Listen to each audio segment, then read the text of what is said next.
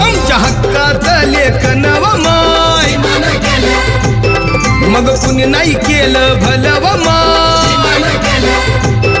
अग दिल्लीचं दालन फुलं व माय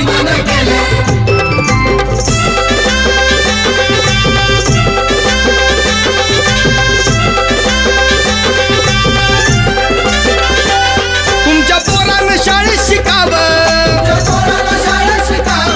आशाला जारीला मुकावं